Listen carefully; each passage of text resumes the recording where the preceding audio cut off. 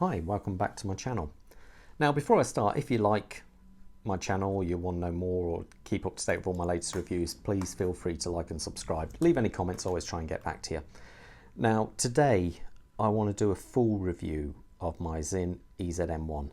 Now I have featured this in other videos but with different things about the box or bits and pieces relating to it. So I wanted to do one video really to encompass the full works. Now this is known as the EZM2. It's also known as a Hydro. This version being the GSG9 model. We'll get into a little bit more about it in a sec. Let me give you some sizes first to get it in perspective. This is a 41mm watch. It's a little bit under 11.5mm thick, 47 lug to lug, and a bracelet size of 20mm. Now, I think that's a good size watch. Not too chunky. It's a watch you can wear every day, I find anyway. Now, the actual EZM part of this. Now this was released alongside the EZM1 back in 1997. So this was the start of the EZM range. Now the EZM range with Sinn is quite, if you're a Sinn collector, they're very cool. They're watches designed for Pacific personnel. The original ones were designed for military mostly, though you also had the emergency services, i.e. ambulance, fire engines, so forth. So this one particularly was for the GSG9. Now the GSG9 are the German equivalent of SWAT, probably a little bit more hardcore actually, because they also do border patrol, they do the anti-terrorist, water division, the full work. So they're actually, they're still a police organization. They can't just go in and shoot first. They have to still say police or Polizei if you're in Germany. So they're still actually governed as a police unit, but they are hardcore. No messing around with these guys. So that's a little bit about the GSG9. This watch, as you may notice, has a crown on the left-hand side, and this was also to do with the GSG9. As they said, when you're wearing big rubber gloves on this side, the last thing you want is anything like, if you see I'm wearing a Larco Memmingen at the moment, you can see how the crown is there. Now if I was wearing neoprene big diving gloves or ballistic gloves, the last thing I want is that crown possibly stopping me from, or just, for a split second of altering me possibly aiming a gun or doing something. So that's why they said they want the crown on this side. And it's quite synonymous because the EZM1 also has the crowns on this side. So that's why it's on that side. It's a very Sinn thing. The watches made with the EZM all had to be rugged, non-nonsense, clear and concise, easy to read. So that's the main thing with these. They didn't want loads of subdials on there and so forth. It was just a clean, simple watch to read. And this and the EZM1 really nailed it. The big difference with this watch, as you may have noticed, the second hand is ticking. Now this is actually a quartz watch. Now this, if you're heavily relying on a watch for timing of missions and so forth, and let's say it's an automatic, hasn't had enough wind, it's about to die on you, you don't know unless you've got a power reserve indicator. So what this has, this quartz movement, which is a ETA 955612, has actually got an end of life cycle on there. So what it will do, it will stop, wait 3 seconds, jump 3 seconds, as you can see in this video I'll drop in now. So it will actually tell you. It was a similar story with the Seiko tuner. They did a similar thing on that. So the divers preferred actually having a quartz movement versus a automatic movement. So that's why it's in there. Now its party piece, as you may be able to see, is so I can see this from all different angles. Like there, you can still read the watch. I've had people say, is that a smartwatch before? Because they can see it at weird angles, like as if it's it's on a display screen rather than actually on a dial, which is set below a crystal. The crystal in this being a sapphire crystal, as one would expect. So the reason why you can see this is the whole watch movement dial case for works is flooded with oil. And so that's why you can see this watch at strange angles. And also it means that you get incredible deep diving depths allowable on this, because it's in effect one solid item inside. So that's why you can go down a lot further. As we all know with cars and brake fluid, you can press on that a lot more than you press on air. So, but don't get this mixed up with people who mod their watches by pouring oil in there, or the same with like the U-boat ones, which have just released oil-filled watches. They don't help with water resistance whatsoever. That's purely for cosmetic, where this is actually functional because you have a diaphragm on the back. Yeah, I know people now are putting oil in watches, but Sinn were doing this 24 years ago.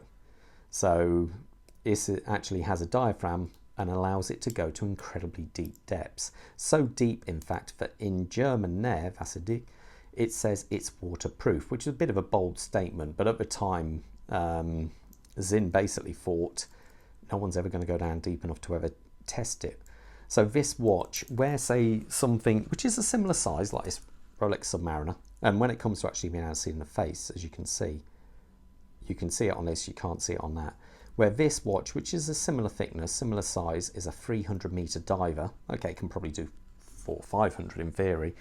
This is a 5-kilometer diver. Yes, I did say kilometers. So this can go down that far.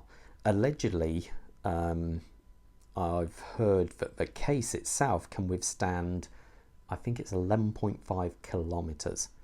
Now, what will happen at that depth, even with the diaphragm, it won't allow enough movement that the quartz movement will still run. So at 5, though I believe on the later model it was 6.5 kilometers, this will actually stop. But 5 kilometers isn't bad for a watch which is under 11.5 mil thick. So that really is, I think, quite impressive. And normally you'd say, well, if it can go down that far, it will need a helium release valve if you're going to use it for saturation diving. But because of the oil in here, you don't need that at all. So where you can still in theory get helium, but it won't release in an explosive fashion, it will release slowly, versus the explosive fashion it will in a case with air in there. So there is no need to actually have a helium release valve. Obviously this being quartz means it is powered by a battery. Now, being that it's filled with oil, the actual oil port is beneath this lug, by the way, the end link. Being that it's filled with oil, it has to go back to Sinn. That's its only downside. It does have to go back to Sinn every time it needs a battery change, or, as this watch, an oil change, which is quite cool. So when it goes back to Sinn, I'm at the moment I'm based in the UK, and when I contacted Sinn, they sent me out a pre-played sticky label. So I boxed this up and sent it back to them, and I think overall it was around about £240 and took about 3 weeks. Plus then you get a fresh 2-year guarantee. You also get another service box. I've got about 6 of these things hanging around at the moment, because I've got a few Sinns, maybe 7 even. So that's roughly, the service time it takes. So I don't think it could be a lot worse. So I don't think that's too bad. I know when I've sent a Breitling Aerospace off once to have a battery change, it cost a hell of a lot more than that, and that's every 2 years. So roughly every 2 years you need a battery change in Aerospace, maybe 2.5. And so this actually works out in comparison a lot easier, albeit that you do have Breitling dealers which can actually do that. Now the case in this is actually a bead blasted finish. Reason for is, being that it's actually a military watch, you don't want it to reflect. So the last thing you want to be doing is on an operation somewhere and your watch is reflecting all over the place. So you don't want that. Also, they say it's safer when you've got the diver's side diving in water. Certain big fish get attracted to flashy things. So that's one of the things you don't want. Now, what made my one quite special is it came in this, well, let me show you first. This is a standard Sinn box. So this is what you get when you buy a regular Sinn. So it's actually my Sinn EZM1 box. You get a nice leatherette kind of finished box, which is all perfectly okay. Nothing too flashy. Zinn don't spend a lot of money on their boxes. I'd rather spend it on the watch than the box personally. But this one did come in this rather special one. I first saw this watch, not this watch particular, but this model, when I was living in Germany when I first moved out there in the late 90s, 99. I remember going window shopping on a Sunday, because back then all the shops in Germany used to close on a Sunday. They'd close half day on a Saturday even, so they'd be closed. I remember seeing this in the window and thought, wow, that's so cool. I want one day. And I was lucky enough many years later to get one. So this is the box it actually comes in. And I think, yeah, it is quite flashy. Now, it came with this rather simple rubber strap with the Zinn logo, the bead blasted finish as well on there. So that came now. I've almost never had that on a watch. It came with a very early, if you're into torches or flashlights as you call them, a lead lenser LED signed watch, which is LED signed flashlight. You also got these in changing tools, and here, being that mine's one of the early ones, it also came with folded end links. I've got a few in here because I'm not sure which are which. One set of titanium for my EZM1 and one set of steel for my EZM2. I haven't got a foggiest which is which. So you've got documentation up here, and check that out, a VCR cassette. I don't think I know I've never played that, but I was lucky enough that I contacted Zinn. They sent me out once a DVD-ROM, but you can now find it on YouTube as well as an introduction into the GSG9. The later models, eventually they switched over to a DVD. So where this was a DVD there, they suddenly had this space to fill, and they filled it with this rather nice ceramic knife. Now, if I fold it out there, you can actually see the GSG9 logo on there. So this is a ceramic Gerber knife, I think it is. Oh no, Balkan there. So, but it's actually a ceramic knife. Means it's virtually impossible to sharpen, which is a bit of a nightmare by conventional fashion. So that's how this turned up. I have another Zinn silicon strap, which I brought for it back in the day, bead blasted. This has got the older deployment clasp on there, which still has the foldable diver extension. Now, this one here, obviously I've got it on its H-link bracelet. And I say, there's nothing wrong with this H-link bracelet. I quite like it. I did fit solid end links on it, which do fit, but they are incredibly tight. It took me ages to fit one of these once. It was a real nightmare. The clasp itself is a bit low rent. But remember, this was from the late 90s, so this was quite normal back then. So there you go. The bracelet is screwed. Now, this bracelet may look the same as what you would think would be on something like the EZM13 or so forth, but it isn't. This is a little bit slimmer. If I get a EZM13 bracelet here, you can see, losing end links here. Now, if I lay this next to it, you can see the newer bracelet is slightly chunkier, and it's got the hex links. I believe this will fit on there, but I've never actually tried it. But that's the difference between a newer H-link with the the Allen key bits there, or versus the old one. And it's the same also on the Sinn EZM1. It has this slightly thinner, albeit titanium bracelet. So there you go. The watch in general, I just feel it's so comfortable on the wrist. I really do like this watch. I say there are variations. You can buy this one with the standard hydro version that came more often than not with the silver bezel. Now that's not a big problem. If you buy that and you like the silver bezel, albeit that's great. If you don't, you can always send it into Zinn and they will replace, you can actually order a new bezel for it. Now this is just a normal friction fit bezel, so you can pop this one off, no problem at all yourself. It's not captured like the newer Zinns are, where they have the screws going around there. So it's it's easy to change. Talking of the bezel, the actual action of the bezel, it's a 60 click. It sounds okay, but it's let's just say it's functional. It's not the best. It's okay. It's got a big luminous pip up at the 12 o'clock position. As for the lume on this watch, I find that if I put a flashlight on this before I go to sleep, I can read the time pretty well all the way through the night. It's not the best lume. It's, you know, there are watches with better looms, but this is perfectly okay. It gets you by. The crown obviously is screwed in and signed. Let me just zoom in there, get a better shot of that. So the other effect of the oil is when it's actually in water, you don't get that reflective mirror finish when you get with a normal watch. When you do that kind of angle with a normal watch, it becomes a mirror-like finish. You can't actually read the time, where this one, obviously at any angle, you can still read the time. And that's what makes it kind of quite special again.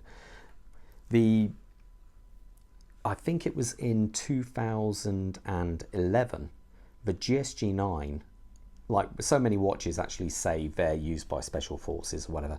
This one actually is, because in 2011, I think it was October, Sinn had all their 40 watches back from the GSG9, and they were all stamped with the nice, not the insignia, it had like a group number on the back, who it belonged to or whatever. And so that would be on the back, and they sent them back to Sinn, and they had them replaced with the newer model. And so for a brief time, Sinn actually had some for sale. I contacted them when this happened, and literally they were sold out in no time at all. They were only selling at the time for 1,150 euros. And I think it was about 40 overall, and they sold out so quickly. I really wanted one. I think it came on a NATO, I think it was a NATO strap, and all you got was that for 1,100. And they're really quite sought after. So it would have been nice to have got one of them. The actual watch it was later changed to was this. I'm lucky enough to have both ones. This is the GSG9 version of the Sinn EZM2B, otherwise known as the UX. So obviously times have changed. It's a much chunkier watch, albeit though it's still technically, this one doesn't say waterproof. They still say 5 kilometers, but I know these have been tested to 6.5, and they still have no problem with the watch moving, still with the second-hand ticking and so forth. So I think the case on this can withstand something like 12 kilometers overall. The difference as well, this also has an ETA movement, but this is now a thermostable movement and is a chronometer spec Quartz movement. So a little bit different, but it's just like it's grown up. But still, when it comes to the two watches and wearing them, I like the dial on this more, but I like this on my wrist more. This gets more wrist time than that one. And the difference is with this one being 20mm, I find that this suits different straps far better than this one. I don't know why. This one always looks great on its bracelet or on a rubber strap like I've got here. Like if I put that one on there, I find it looks quite good. Or if I put maybe, you know, one of the red ones on there, it also looks quite funky. But the white one I tend to wear it with as well. So this one I find it looks great on its bracelet or the genuine rubber strap for it, where this, I find this suits having on different straps far more. So let me put it on my wrist so you got an idea what it looks like. Say I'm wearing a Larco Memmingen. Let me just pan that camera up a little bit. So let's say, yeah, I've got a just over a 7-inch wrist. And there you go, that's it on my wrist. So it feels just so right. I think personally, it just feels right. You get those certain watches which you can comfortably forget are on your wrist, and this really is one of them. So I really like that one. If I put on the newer UX on there, just so you get an idea, you can see how in theory it looks massive in comparison, but it is a very clean, legible watch as well. So there you go. If I put the two side by side, you get the idea. So there you go. So I hope you enjoyed the slightly more in-depth review this time of the EZM2. I say this was a watch my first ever Sinn, and this is actually what got me into the brand. I seen it in that window once in the aluminium attaché case. It wasn't until another 9 years later I actually managed to find one. So there you go. I hope you enjoyed the review, and stay safe out there, and I will see you at the next one. All the best. Bye.